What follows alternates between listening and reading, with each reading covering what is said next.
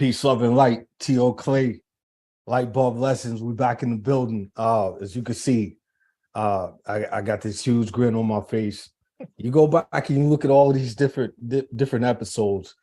Man, I'm grinning and I love it because hey, I got to go back and look at it too, man. I go and check it out and I look and I'm just, I feel that your forward feeling of knowing that, man, I'm in the presence of greatness, and I love that feeling. I love that. I'm trying my best to live in the purpose of what my mother told me to do, the purpose of what my grandmother told me to do, and that's surround yourself with great people. You know, put yourself in that miracle territory and be around people, man, that are value, people that share love, share that intimacy with on the inside, man, to a point where you could learn, develop, and grow. So I always say, man, my intros are organic. This gentleman tonight, I saw him just for the record. I was on Instagram, I'm scrolling through, and I see this gentleman pop up, and it's a still picture. He's in a still picture, and it had a message on there that basically said, "Hey, my name is Chris. I'm a leadership coach. This is what I do. I help individuals become better leaders." And man, I was like, wow. He was one of the first gentlemen that I saw that that match was struck for me. That hey, man, he's speaking my language. He's speaking leadership. Wow. And I went to his actual profile, and it was just like, man, open up the Pandora's box of leadership, man. I was just like, man, wow, yes. And if I haven't learned anything along this journey is, man, when your heart says go, man, follow your intuition, man, and go. And that's what I did. I drafted up a message, and I remember telling Chris, I said, man, I hope you don't think that I'm a groupie. I'm not trying to be a groupie, but you're doing where I desire to go. You're doing it, man. And I would love to speak to you and reach out to you, man, and just be able to pick your brain, as we say. And sure enough, man, Chris reached back out and man, gave me so much value. And again, man, here we are. And today, without further ado, I'm excited. The world out there. Hey, Chris March. Good evening, my brother. How are you doing tonight, man? I'm doing well, Tim. Thank you so much for the beautiful introduction. It's funny when you replay that back, how we kind of connected, and here we are today. It's beautiful. So thank you again for the opportunity to be part of this. I appreciate it. Absolutely, man. Hey, like I said, man, it's a pleasure, man. I'm just blessed. Your spirit, man. I just love your spirit. I love seeing what you're thinking, man, and believe me, man, I check you out pretty much every day, because I'm like, hey, man, if Chris is thinking this, man, hey, man, we're moving in the right direction, man. So I really appreciate that, man. I'm sure some of the listeners out there, excuse me, picking up on your accent. That's my first question, bro. Like, where are you from originally, man? Give us a little background on that, man. Yeah, so as you can probably tell, I'm originally from Australia. Some people will say that I'm English, but born and raised in Australia. Really developed a passion for traveling after I finished school. Hadn't really traveled that much up until that point. By 2022, I decided to move to the UK. It's a rite of passage for an Australian to live in the UK. Right. The UK culture is very similar to Australia. I know you spent some time there as well, and we'll dive into that. And then I went to the UK with a friend, lived there for 2 years, had an incredible time, explored, hung out with my boys, traveled all over Europe, as you can appreciate, just a really good time. And that's where I found the travel bug. I just enjoyed traveling, learning about different cultures and just navigating and learning so much through that process. Ended up coming back to Australia at that point after 2 fantastic years of exploring, And I was like, Right. where can I go to next? Where can I go to next? Yeah, man. And at that point, Vancouver, British Columbia in Canada, for those of you who are not aware, was voted one of the best cities to live in the world at that point. So I'm like, all right, I got to go to Vancouver, BC. Heard it's incredible. I can't go to Toronto because it's too cold. So moved over to Right. Vancouver, ended up living there for 8 years. And then funnily enough, I got relocated out to Toronto in 2017. And I call Toronto home since then, and proud to be representing Toronto as well. That's what's up, man. Let me ask you this, man, because I know somebody else is out there thinking it, man. Does Drake run Toronto, dog? For the hip hop heads out there, does Drake run Toronto in your opinion, sir? People probably think they come to Toronto and you're just going to see Drake on the streets. Like when you go to Australia, you're going to see kangaroos on the That's streets right. everywhere. That's right. But Drake, he is Toronto, right? A lot of respect for Drake and what he's done to Toronto and Canada, Yeah, right? man. He's really given a huge amount of credibility. He's a Yes. global ambassador for the Raptors as well. That's So right. That's got a right. lot of love for Drake, and we call Toronto the six. Of course, thanks to Drake, he's the sixth god. So Right. so Right. so much homage to Drake and what he does, and he reps the city very, very Yeah, well. he does, dog. I have a lot of respect for that man too, because again, man, like he's Drake arguably is probably the biggest hip hop artist out there. The big names say that. When you talk to the big name cats, those dudes is longevity Oh in the yeah, game, the Busta Rhymes and Snoops and all those cats. They like, hey man, Drake in his own lane. Like that dude, he's soaring at a little bit, higher notch in the sky. So yeah, man, he's he represents. he's the guy. He's the guy. He's broken pretty much all musical chart records. Yeah, I think he sold more yeah, albums than most people. I that's remember he right. broke a record with the Beatles where he had simultaneously 5 or 6 songs in the top 10 of the Yeah, US Billboard charts. Like right. he's done incredible things. Yeah, So man.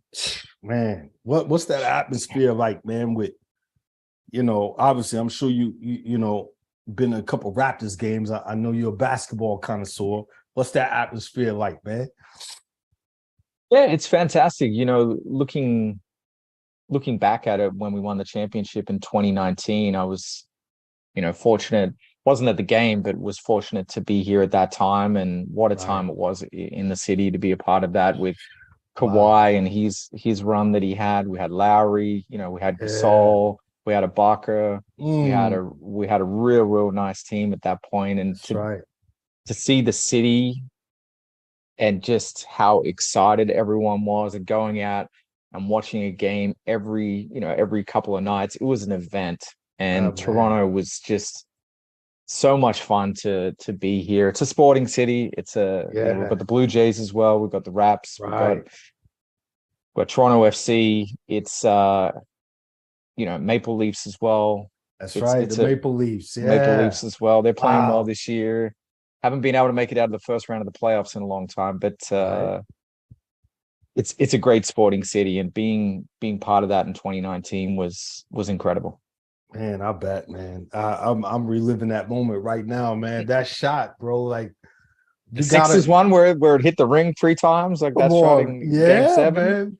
How That's good was that's that? that's top five coldest Moments. shots Yeah. moments. Oh man, that's the true light bulb, man. Like it's for something within me though, Chris. I'm not even going to front, man. I thought it was going to go in, bro. Like Yeah. before it actually hit the rim, when Kawhi let it go, I said, man, that's good. That's good. I remember saying, yo, that's good. And then when it hit and the whole world stopped, you know what I'm saying? Like Yeah. literally the whole world stopped in time, man. And when it dropped, man, I was so happy. Like you said, man, Kyle Lowry, man, like I'm a college dude, man. I love the college game and to see those guys go to the pros. Hmm. Young Kyle Lowry coming to play for Jay Wright down in Villanova, and watching his game expand.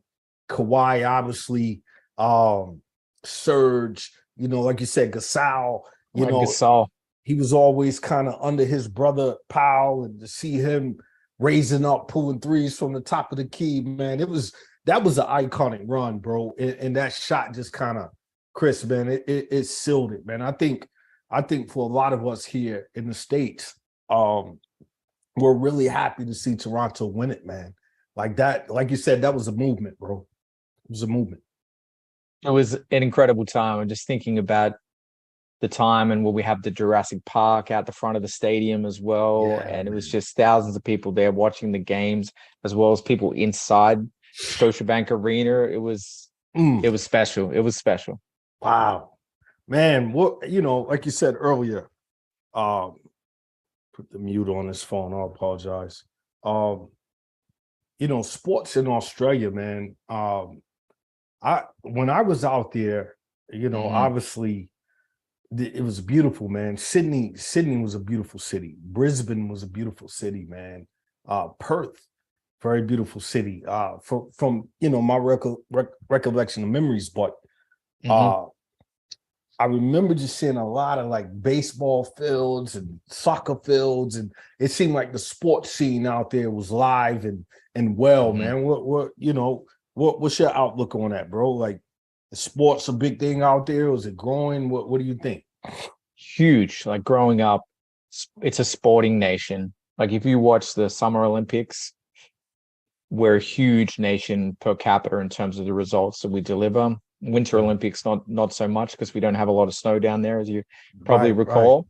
But we're a huge sporting nation. Rugby league, AFL, tennis, cricket, rugby union, all those kind of major sports are huge down there. Basketball's really come up over the last probably 10 years. We've got, I think, 15 to 20 players in the NBA right now. So yeah, it's a huge sporting nation. A lot of competition growing up. I played a lot of basketball coming up at that point in the late 80s, early 90s. Yeah, man. Playing basketball was kind of foreign, where you always played rugby league, or you played union, or you played cricket.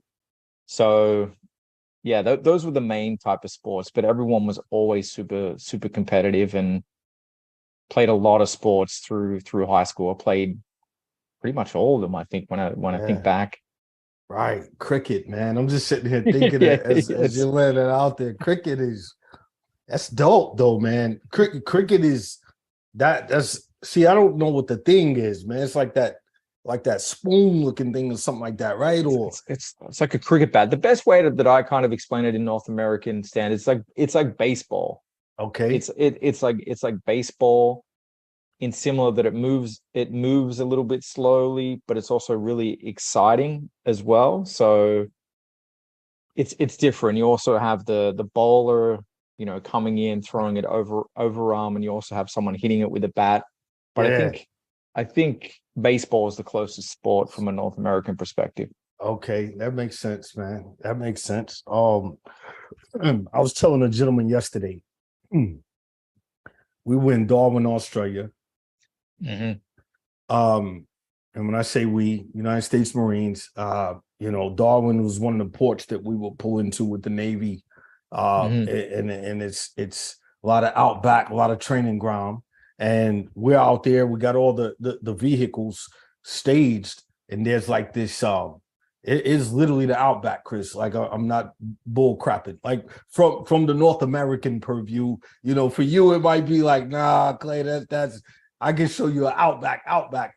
But for us, it was training ground, outback. And we had a gentleman named Gunnery Sergeant Nally, old guy, real old, crusty Marine. It's probably like, I don't know, 2-3 in the morning. And he's like, hey, gather Marines over here. It's probably a good 40 of us, 45 of us that was at that particular position.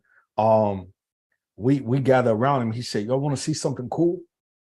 He's like, yeah, what's up, Gunny? He looked at the other Marine. He's like, hey, hit it.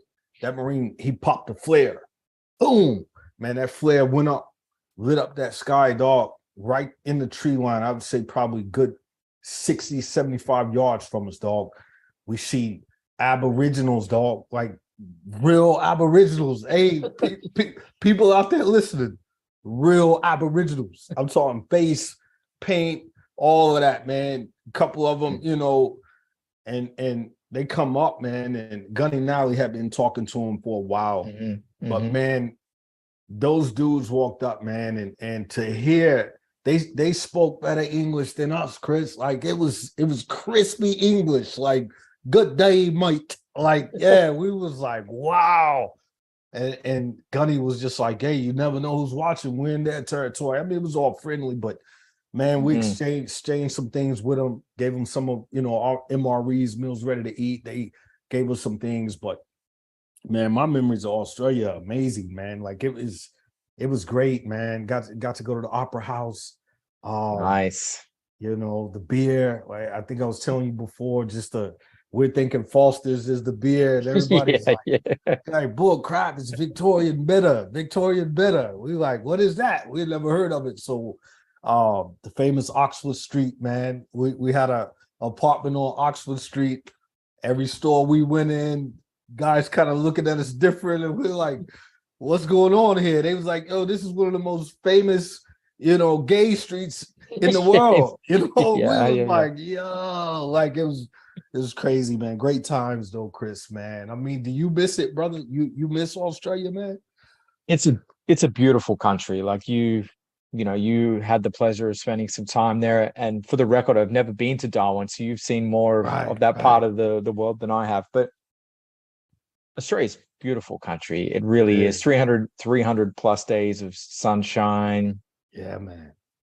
It's just a great climate, good food, good people, really, really emphasis on, working hard, but also playing hard as well. And I think, some people can look at it as a disadvantage or an advantage being so far removed, as from the rest of the world as well. You kind of, you're sheltered a little bit as well, which is a good and bad thing. And I think the culture as well, I definitely miss the culture for sure. Yeah. And of course my family, but I was born and raised in Sydney, but I truly believe Sydney is a world-class city and one of the best cities globally. I think if anyone hasn't been to Australia, definitely have to check it out. It's such a it's a vast land. There's so many different, great cities to check out as well. So yeah, it's always going to be home for me. Yes. But I'm blessed to call Canada home right now as well. Right. It's funny, like you said, man, with because Darwin is at the tip. Yeah. Australia's huge, so it doesn't seem that foreign for you to say that you haven't been up that far. Because it's the same thing. Like I've never been to Canada. I've never been to Detroit. I've never been to North Dakota, South Dakota, Montana. I've never traversed up in that area. But it's like you said, man, it's some beautiful cities. I know Toronto's beautiful as well, man. Just seeing the pictures, and like you said, I'm still beaming off that time, that momentous time, that I could only imagine, bro. Like, wow. You got to get up here for a game. Yeah, man. It's definitely on that bucket list to get up that way, man. It is, man. So, Chris, man, it's LightBulb Lessons. You know why it's LightBulb Lessons. We've talked, and I told you, man, it's just those moments, man, those organic moments, Chris, man. And our forte is leadership, bro. That's our bread and butter. That's we were talking earlier about John C. Maxwell Leadership 101, man. And I'm not going to sit, Chris, to be honest, and ask you no crazy high powered stuff, man. I love the simple stuff, man. Like, why leadership for you, man? Like, why leadership? Yeah, I think it's a great question. Leadership it's a big responsibility. The first thing that I want to say about leadership, I think, leadership is about getting your people to be better. Yeah, man. And I think that's the basis of leadership when you look at it. And for me, when I look back on my career, it's always been about getting better, getting to that place of getting better as well. So leadership for me has been that kind of fuel, that inspiration to continually get better. And I'm gonna use Kobe Bryant, he's one of my idols as well. And the Mamba mentality is something that I always live by, is, getting that 1% better every single day. And you hear the stories with Kobe. We don't need to go into too much detail about each of them, but it's just like anything that you want in life, you got to go and put in the hard work. Yeah, man. Yes. That's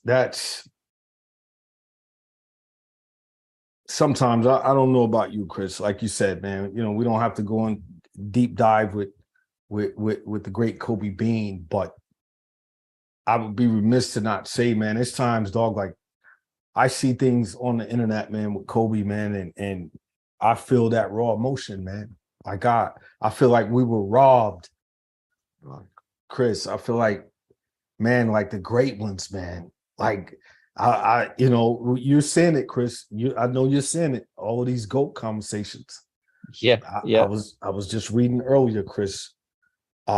Somebody said, LeBron, and these are like, actual businesses, that are putting these things out, like sports writers or something along those lines. But long story short, they said, LeBron's stats are just that, they're stats, but Michael Jordan is still the GOAT.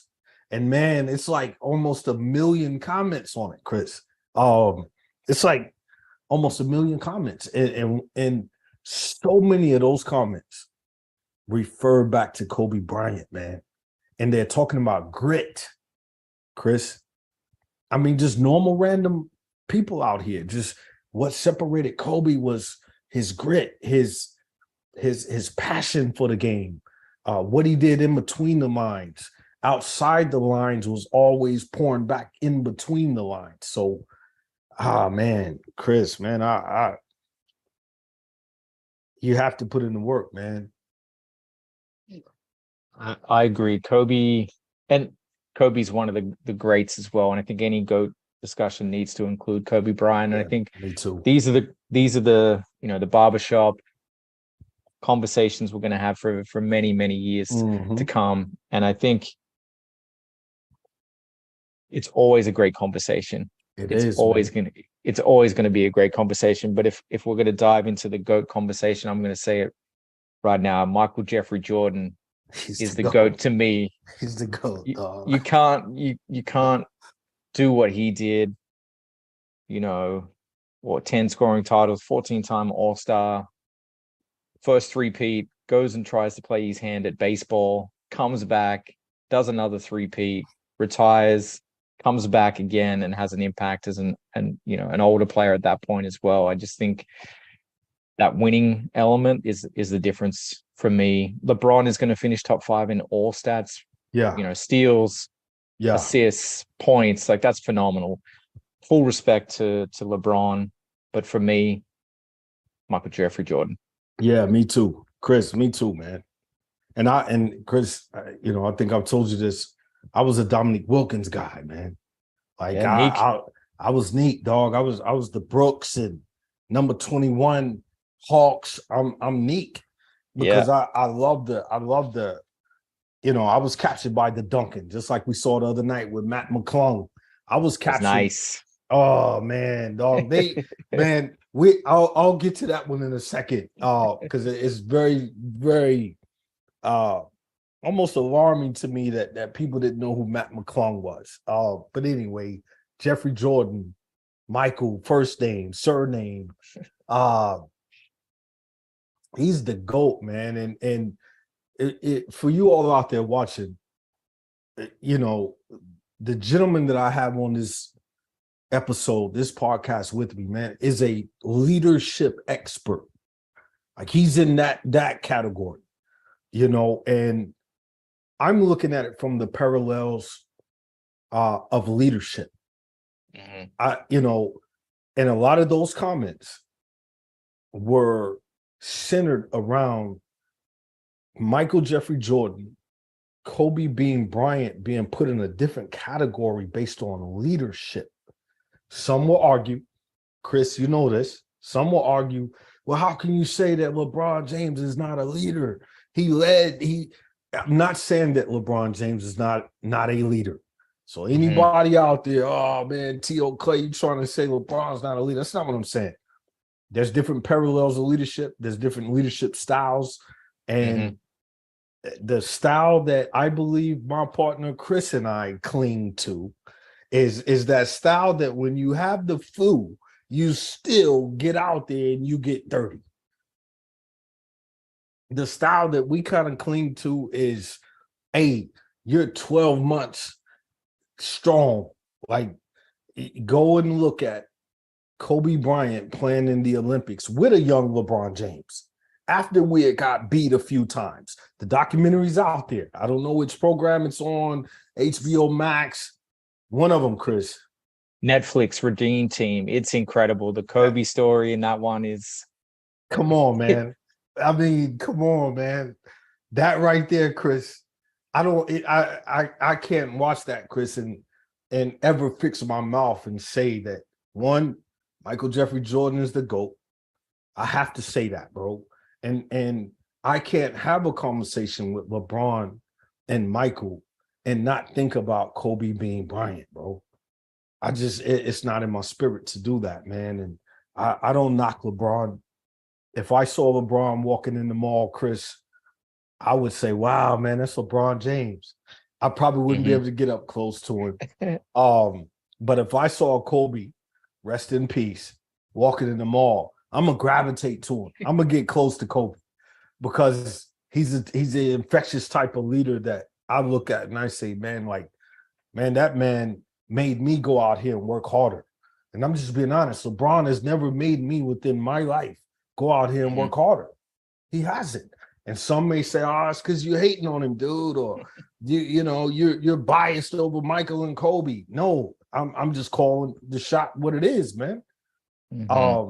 It's just that simple. So, man, Matt McClung won the dunking contest in college and high school. He was a viral sensation. Like, I think that's for people. Have you not watched YouTube in the last 10 years? How does no one know McClung? Like, man, I was shocked, Chris. I was shocked how they were acting like McClung had just flew from space and landed at the dunking contest and nobody's never heard of this kid.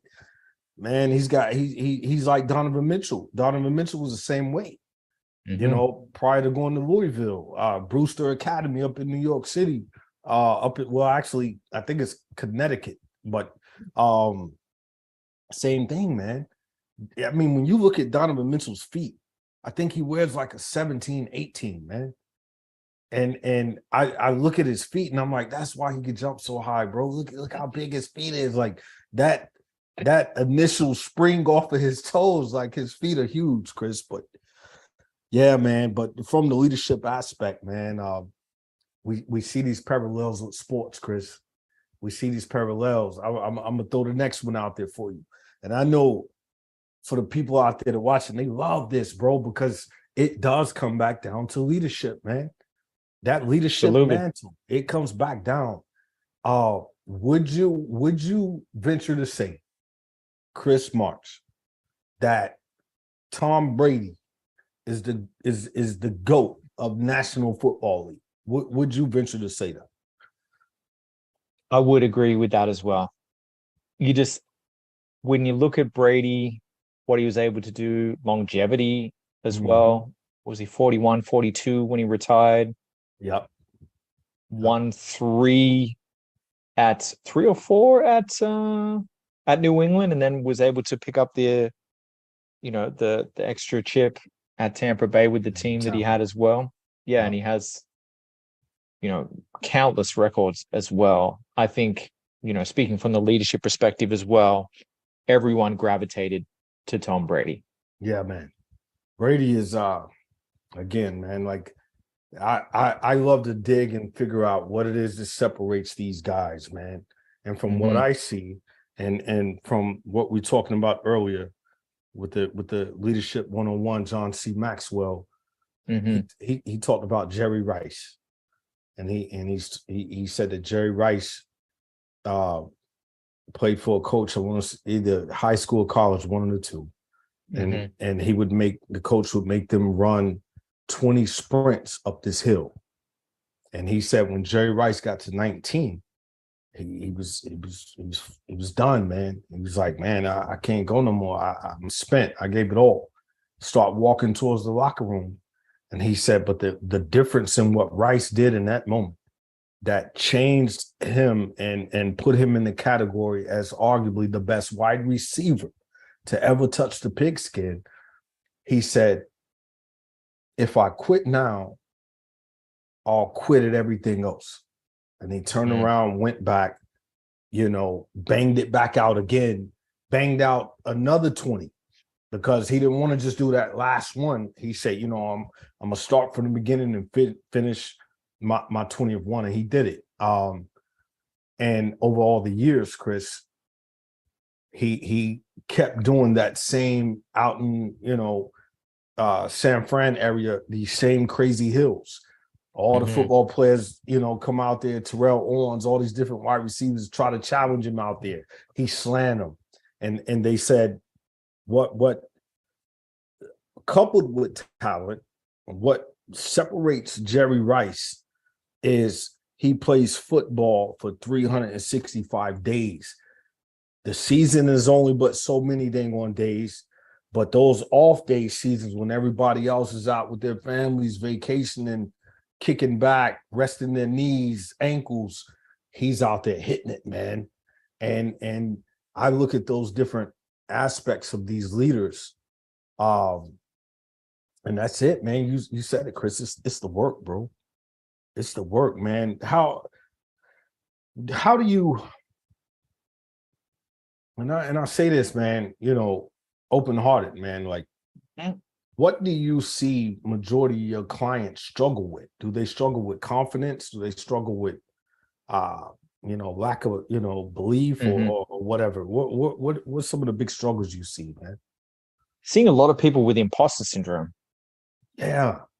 Yeah, just really, that belief that they don't deserve something, or they're true to the word, they're imposter. They have that fear of failing. I think fear is a huge thing as well. So really working on that confidence is a huge thing. And another one that I'm seeing a lot with clients is just that time management, trying to find that work-life balance. I'm spending too much time at work and not enough time with my loved ones as well. So trying to just put in some productivity hacks to get that work-life balance in check as well. Yeah, man. That's a big one too, man. I struggled with that, Chris. I opened. We all do. Yeah, like we all do. Man, I think. Chris, I struggled with it. I almost lost my marriage over it. Relationship with my children, definitely not as strong as what it could have been in those moments. But where do you strike that balance, Chris? Where do you strike that balance? If I want to be at that Kobe Bean Bryant level, if I want to be at that Tom Brady level, if I want to be at that Jerry Rice level, that Tiger level, that Elvis level, that I can keep naming them, Neil Armstrong freaking level, all of these greats, Tony Robbins level. We're all saying the same thing, that something's got to give to get there. What's your thoughts on that, man? Yeah, I think it's communication is important and integral to any relationship. I think being able to set clear expectations with the people that you're with, talking about your the relationship you had with your wife, not spending enough time with your kids and so forth as well. I think being able to communicate clearly to your partner around what is needed and what is not needed in a relationship. Like I grew up with my father. He wasn't around for the first kind of 15 years in my life. So there's a big gap for me as well. You don't get those years back, right? No, you don't get those years back. So I don't think there's one kind of silver bullet that's going to give you exactly what you need, but I just think, we never get that time back. So I think it's understanding what's important to you and to the most important people in your life and communicating that and really working towards goals together that are, going to keep you on the right path to have that collaboration and that openness to be successful. Either be a team of two, you and your partner, or a team of 2, 3, 4, 5, if you're lucky enough to be having children as well. Right. Yeah. This is one thing I hear a lot, Chris, is I hear the blaming of the government. That's what I hear. I'm sure you've heard it. I hear they got us stuck in this rat race. I have to go out here and make money. I have to work this job. And then when you take, gentlemen like yourself, I'm included in that. We're stepping out on a journey of, sort of our own business and stepping out, putting that faith and trust and belief that we're going to be able to make money doing what we do and have that time. I mean, obviously, I'm retired from the military, man. So I have more time. I saved it. But again, I think it starts with, like you said, a communication. Because it took me, Chris Marks, to have communication within to say, I'm hearing these signals are telling me what's happening. I could continue to stretch it. I could go to 30 years until the Marine Corps kicks me out and says, hey, you're too old. We don't need you anymore. But it's sort of like Barry Sanders, bro. Like I said, there's so many parallels when we look at Barry Sanders, arguably, many will say the best running back of all time. I mean, it's hard for me to not say that, he's not. I put Jim Brown up in that category, but Barry Sanders, I'm on the record, Chris. Barry Sanders to me is the greatest running back of all time. For the stint in which he played. And for him to pull out when he did, many say, well, he was tired of running for his life. He felt like he did everything he needed to do, and it was perfect marriage for him to just walk away from the game and leave it as such. I haven't watched any documentaries on him as to why he decided to pull out when he did, but it's like that folklore legend of like, man, imagine if Barry would have stayed. But I'm sure, Chris, whatever reason he decided to leave, it was that internal communication. And I know for myself, Chris, again, man, that work-life balance, it's like, we love leadership, Chris. You love it, bro. Like I see it in you every single day. Absolutely. Love it. We love it. So it's like, we know what it takes to thrive within that aspect of leadership. I always said to Marines, Chris, they tell us that we're a few good men. But who's going to be that few of the few? Who's that Hall of Fame gold jacket leader? That's why we're sitting here, expounding on these greats that we know. And it's like, I consider myself a Hall of Fame leader within the craft in which I was in. Because I took that relentless approach to get to that pinnacle. This is what I have to do. I'm not going to be able to reach that pinnacle if I don't. But that's a mystery, Chris. Because like you said, the work-life balance, you have to find that. I look back now, Chris, and it's almost therapeutic because I look back now and I see all the flaws that I did. And I think to myself, with Kobe being Bryant, look back and say, yeah, of course, I saw all the flaws I did.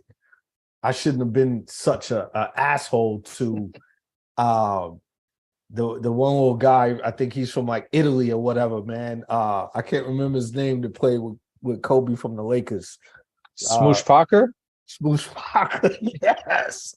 Like, but again, hey, Chris, man, think about right now the Golden State Warriors. And with hey, for you all out there listening, hey, it's T.O. Clay, LightBulb Lessons, here with my man Chris March, expert leader in the game. You know, if you're just dialing in, man, we're looking at the parallels of leadership along with the things that we see in just day-to-day life. And we love sports. We love the game of sports. We love what drives these individuals to greatness. And we know that it's leadership. And we hope you out there, hey, you know as well that it takes leadership. So again, Steve Kerr has taken the Golden State Warriors to multiple championships. Steve Kerr, for you young bucks out there that don't know, do the history on Steve Kerr. Go and look at The Last Dance. You go and you look back at The Last Dance, Steve Kerr says it. He says straight up, like, MJ was an asshole to us.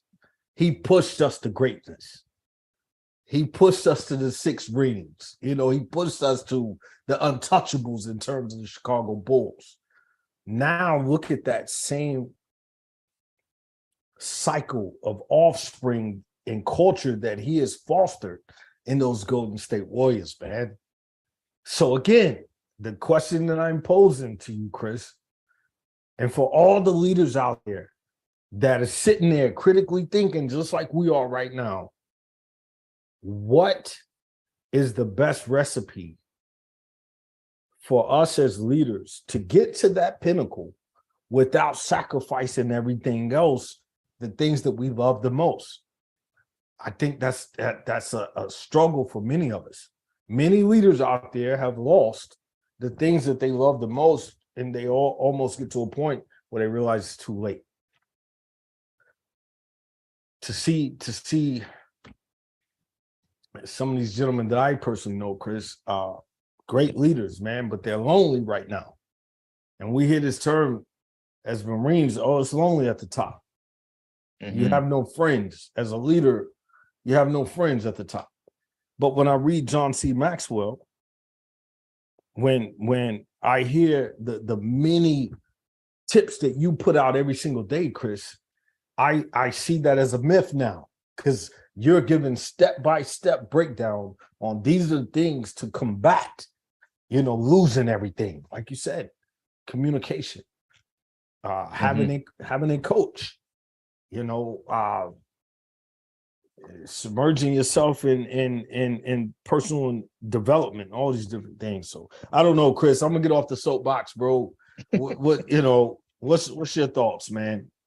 I'm off the soapbox. No, thank you. Look, leadership is I think the one biggest thing about leadership that you can learn early on is that it's not about you. It's not about you.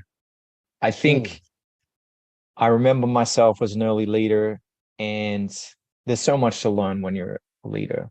Yeah, but I think when you understand it's not about you, it's about your team.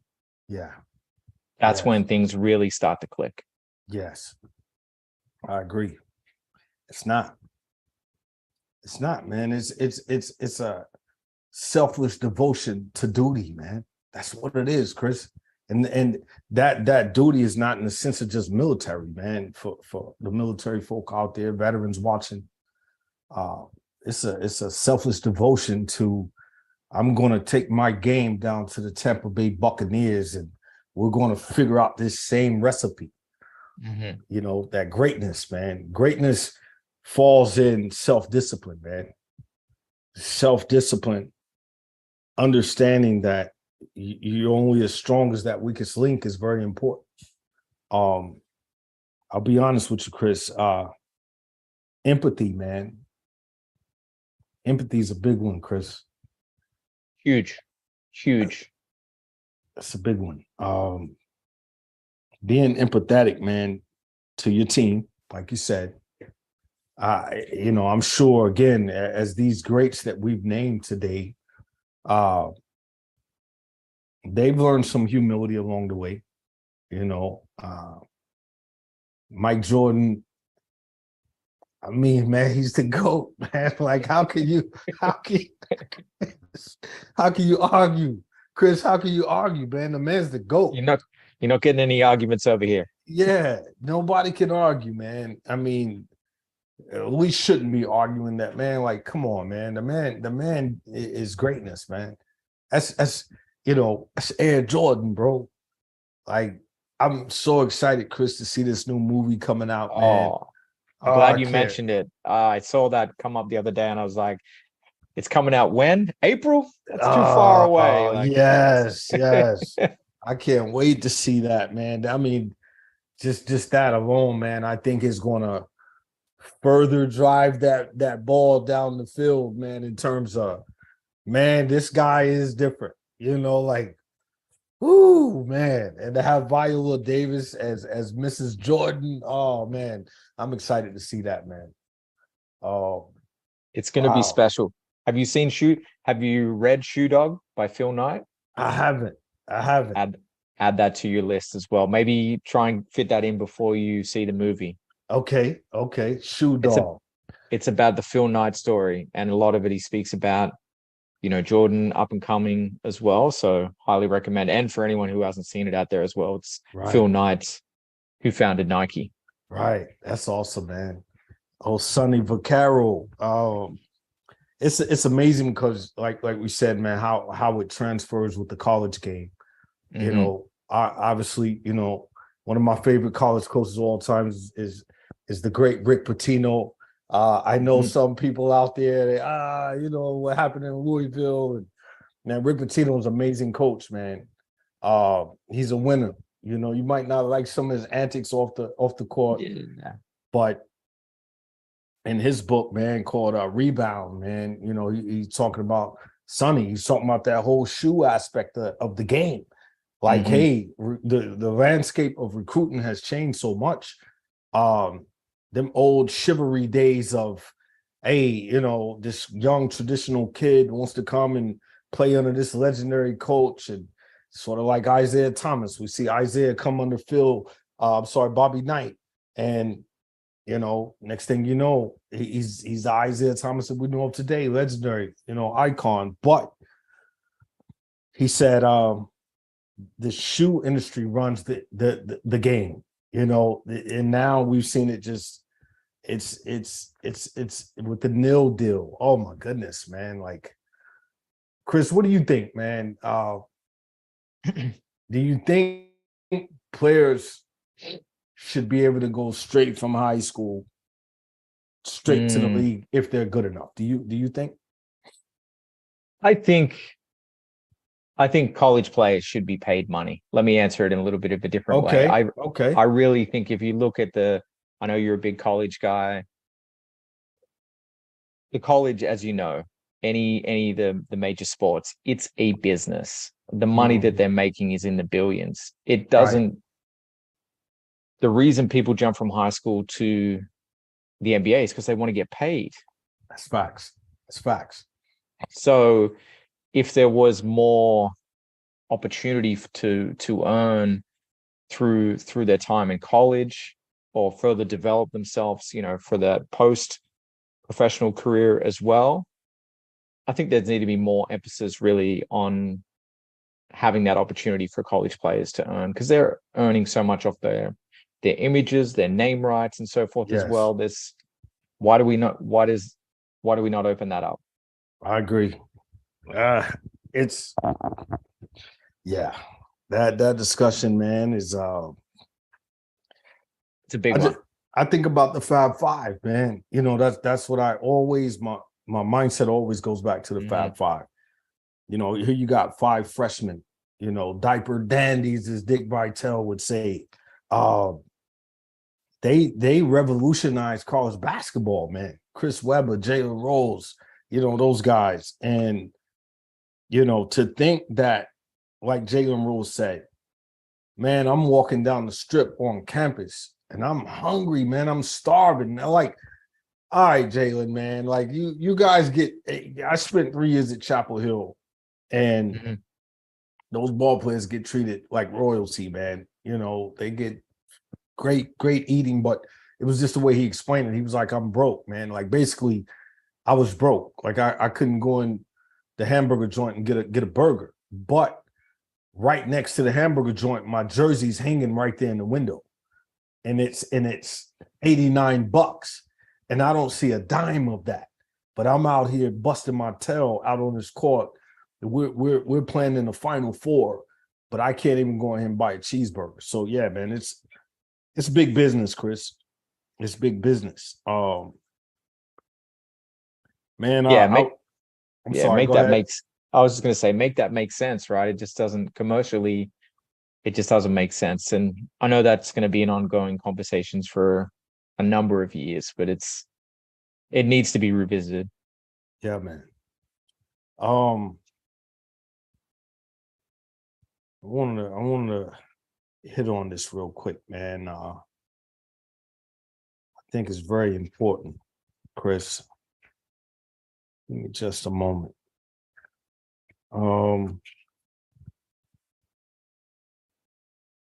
And for the record, Chris, I'll edit all of this piece out right here. So, but I wanna hit on this. Take your time.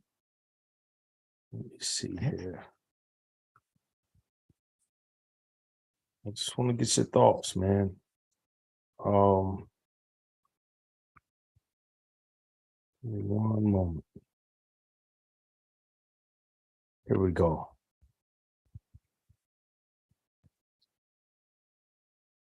To pivot, Chris, we've been building a lot on this leadership one-on-one. I want to read something to you and just get your thoughts on it. Bear with me. It says success can be defined as the progressive realization of a predetermined goal. This definition tells us that the discipline to prioritize and the ability to work toward a stated goal are essential to a leader's success. In fact, I believe they are key to leadership. Many years ago, while working toward a business degree, I learned about the Pareto principle. It's commonly called the 20-80 principle. Although I received little information about this principle at the time, I began to apply it in my life. Years later, I found it is a most useful tool for determining priorities for any person's life or organization. And basically, the breakdown of it, Chris, 20% of your priorities will give you 80% of your production. If you spend your time, energy, money, and personnel on the top 20% of your priorities. Then it just kind of breaks down this illustration. Basically, that 20%, is really drawn to the 80% of production. Then he gives a couple examples. Time, 20% of our time produces 80% of the results. Counseling, 20% of the people take up 80% of our time. Products, 20% of the products bring in 80% of the profit. Reading, 20% of the book contains 80% of the content. Job, 20% of our work gives us 80% of our satisfaction. Speech, 20% of the presentation produces 80% of the impact. Donations, 20% of the people will give 80% of the money.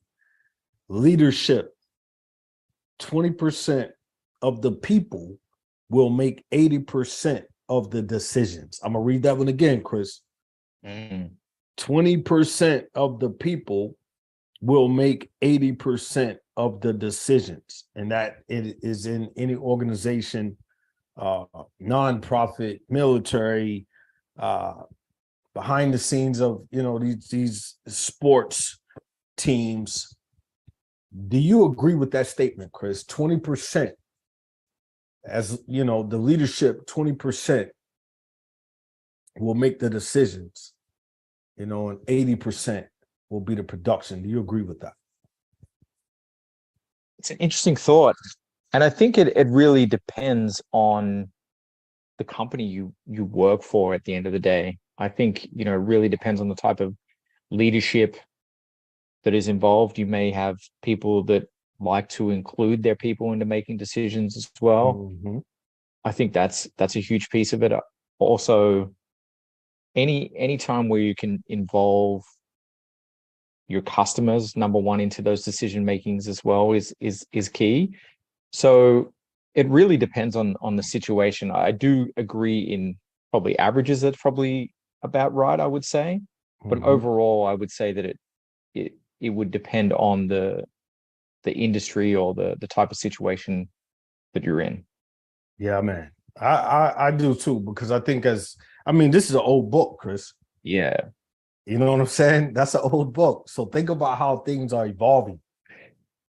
We Yeah, saw, I was gonna yeah, say, like, how old is that book? Because I think we're more of it evolved where, it's more democratic, it's not rigid, there's a lot more of a involvement. yes, 2002. Okay, so it's not too old. That's 21 years, Chris.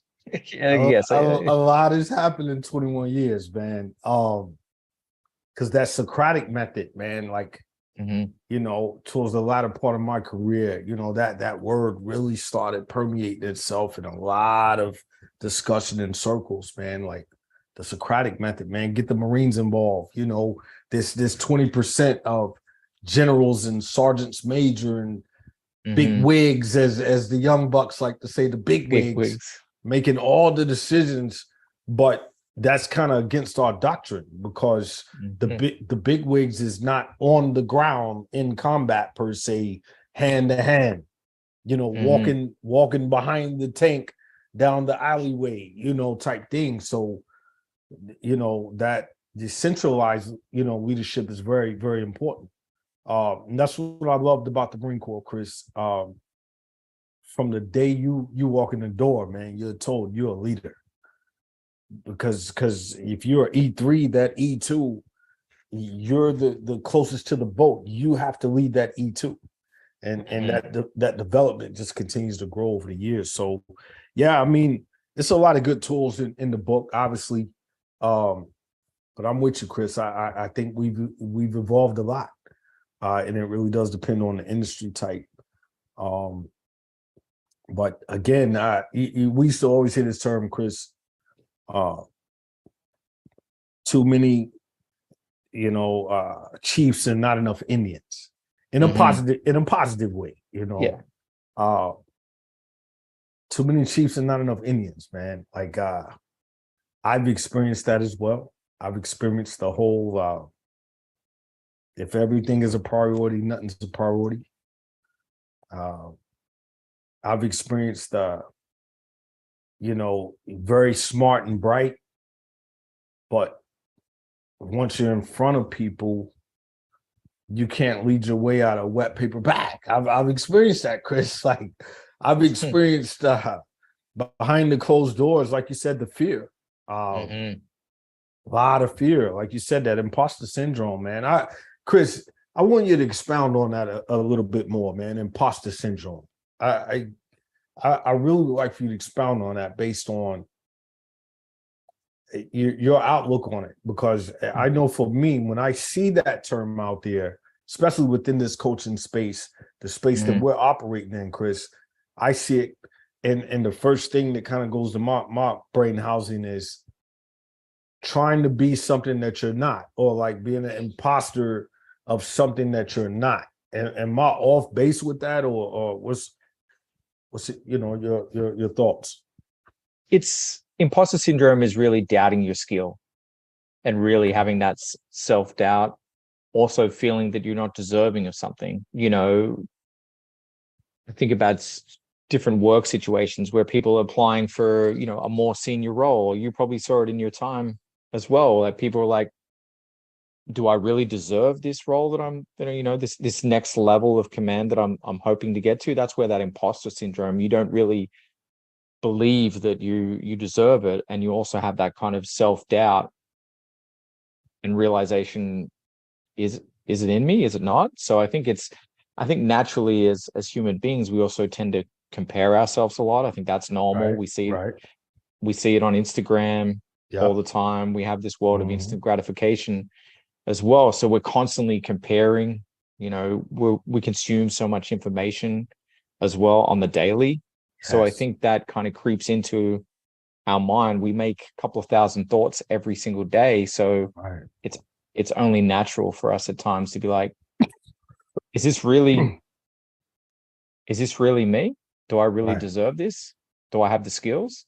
Right.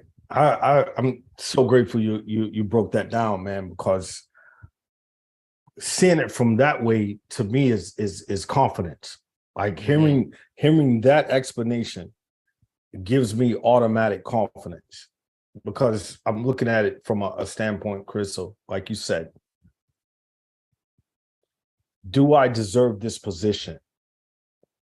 You know, if I'm looking, and I'm gonna use me as an example, Chris, as a leader, if I'm looking Mm-hmm. at, you know, do I deserve to have 1.3 million followers on IG? Do I Mm-hmm. deserve that?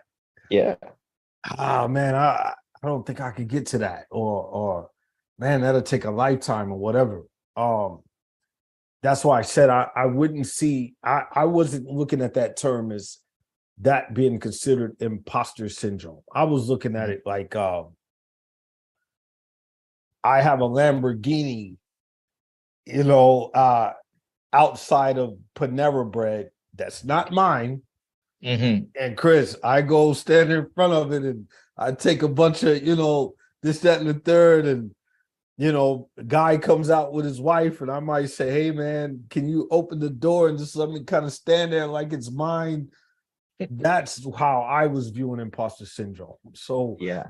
I appreciate you really breaking that down, man, because it makes much more sense. And I could easily see that, man, because I mean, hey, like you said, bro, I hear it all the time. I've heard Mm-hmm. colonels say, "I don't think I'm not equipped to be a general," There you go. because they have so much respect for that position, bro. Like general. Like my Mm-hmm. grandmother always tease and say, my grandmother knew two ranks. She knew private and Mm-hmm. general. That's it. Like every time I saw my grandmother, Chris, you a general yet? I'm like, no, Granny, I'll never be a general. I'm enlisted, you know, as officers. But um, yeah, bro. That's amazing, man. Um, so what's your traveling look like, man? What you got on what's next for Chris, man? Like what you got coming up? What's some of the major things you got bubbling, man? Yeah. So right now I'm in the process of writing an ebook about Great. leadership. So I'm excited about that. Hopefully Well, looking to launch that sometime yes. next month or the following month. Just really just sharing my thoughts and my experiences over the years, and putting pen to paper has been a great process.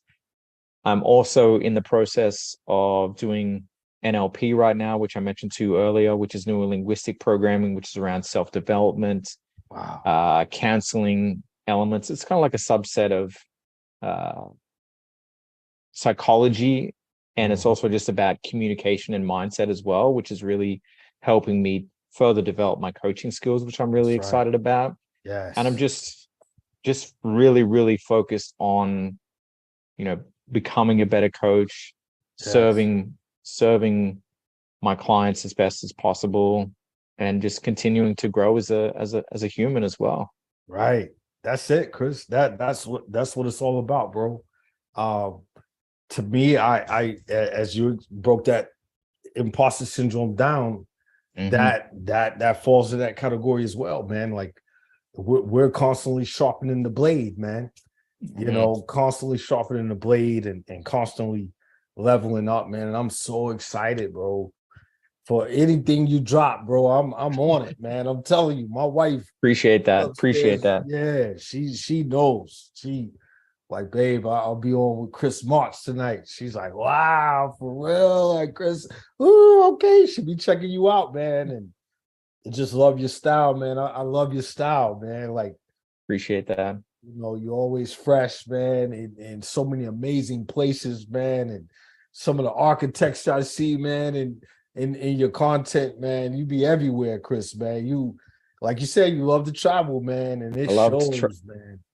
I love to travel. It's part of my passion alongside leadership and that development piece. as well. So I look forward to continuing to explore as Yeah, many man. countries as possible. I've seen a few, but there's still so much more that Oh yeah, man.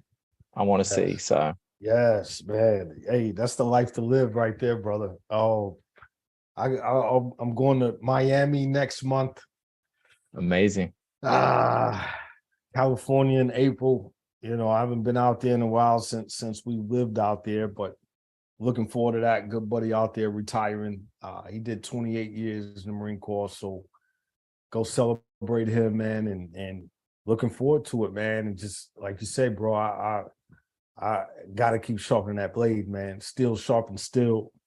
And I appreciate you, man. Like I say, from the onset, bro, just embracing me, man, bringing me into your world and being that mentor, that coach for me, man, and just being able to learn from you and pick your brain, man, and it's amazing, bro, how you put things in perspective, and it comes back to that central theme, man, of that leadership mantle, like you said, the development.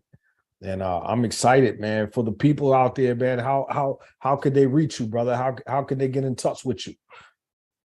Thank you, thank you. Yeah, yeah. The best way to get a hold of me is either through LinkedIn. You can find me on there as Chris March, or through Instagram as well. My handle on Instagram is Chris March Coaching. Okay, perfect, man. One last question before we get out of here, Chris. I want to know, man, as well as my peoples out there, man. I know they watch it. Chris, what do you feel about hip hop, man? Do you love that hip hop vibe?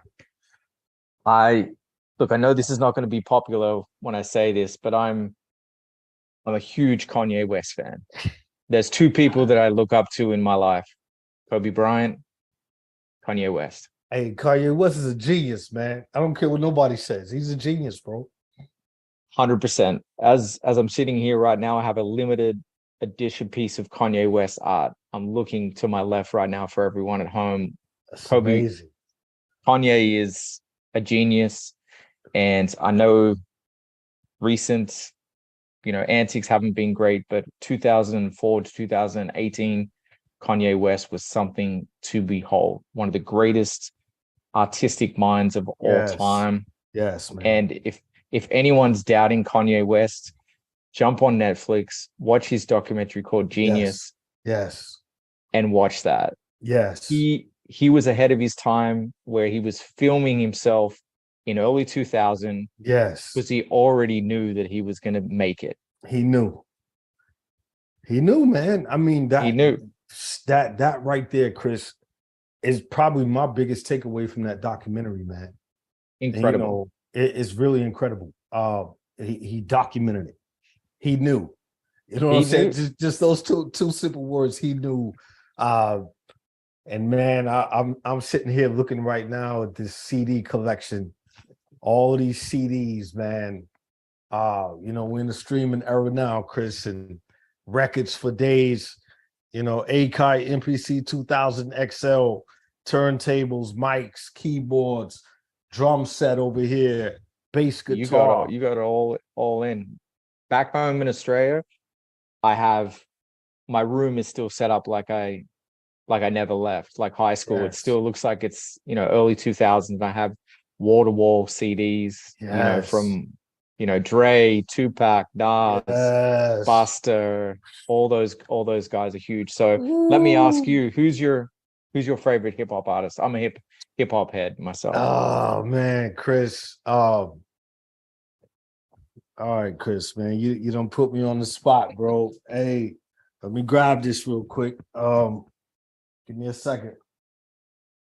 All right. So I'm gonna change my background, Chris, because with the blur, you won't be able to see it. But uh, so you probably won't be able to see it, Chris. But this is a real picture. I'm gonna try to get it as close to the screen as. Yeah, yeah, I see that. Is that you on the mic? No, that's not me. It's hard to see, Yeah. but this gentleman right here, he Who goes is by that? he goes by the name of His real name Mhm. is Keith Elam, and I want to say a huge rest in peace to the guru from Gangstar. Um, this cat, the guru, um, and DJ Premier. Man, when I go back and I listen to the music, man, that they produce together as Gangstar, he's my favorite MC, man, for life, man. He's my favorite. He's my favorite MC. I obviously love Nas, Rakim, KRS.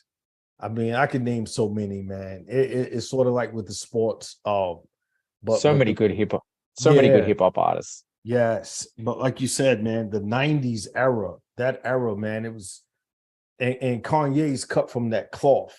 Kanye comes from that era, man, of Kanye, you know, Chris, man, I make beats.